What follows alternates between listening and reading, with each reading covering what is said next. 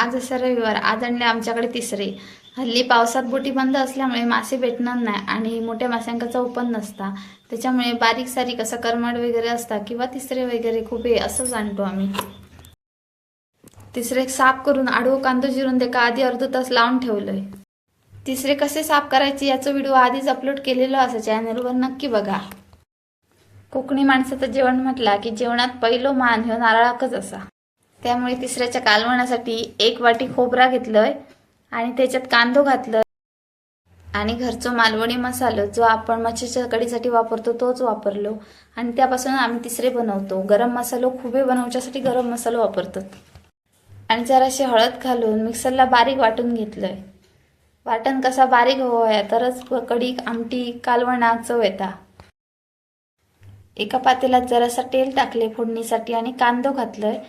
कांदो सोनेरी रंगावर जरासं परतून घेतलंय आणि मग त्याच्यात कांदो लावून ठेवलेले तिसरे घातलंय.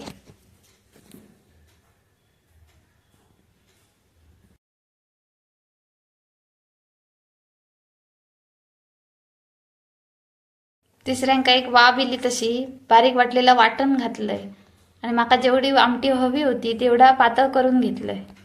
खूप पातळ नाही करायची, जरा थलथलीतच ठेवायची. चव खूप भारी लागतं, अप्रतिम. त्याच्यात जरासा मीठ घातले चवीनुसार आणि आमची घरची कोकमा घातले सोला. मासे म्हणा खुबे म्हणा जर आंबट तिखट बनवले ना तर खाताना अजून मजा येतं. 2 घास जास्तच जातात. तिसऱ्यांका चांगली उकळी इली. 6-7 मिनिटं शिजवल्यानंतर गॅस बंद केलं आणि उतरून घेतलंय. रंग बघा किती सुंदर इलो. आमच्या घरच्या मिरच्यांच्या मसाल्याक असंच रंग येता. जर आपण जास्त कलरची मिरची किंवा बेडगी मिरची वगैरे वापरलो तर लालसर रंग येतात. पण घरच्या मसाल्याक जी चव असा ती बाहेरच्या मसाल्याक नाही. शिंपल्यातला मास बघा तशाचा तसा असा. आणि चवीक म्हणशात तर खूप अप्रतिम झालेली आहे. आणि आपल्या हातची चव म्हणजे जगात भारी. आणि त्याच्यात जर आपल्या आवडीचं असा तर अजून काय व्हाया. तुमच्याकडे पण तिसऱ्याचा कालवण अशा पद्धतीत बनवत असतील तर माका कमेंट्स करून नक्की सांगा. आणि जर माझी रेसिपी आवडली असा तर लाईक करा, शेअर करा, सबस्क्राईब करा.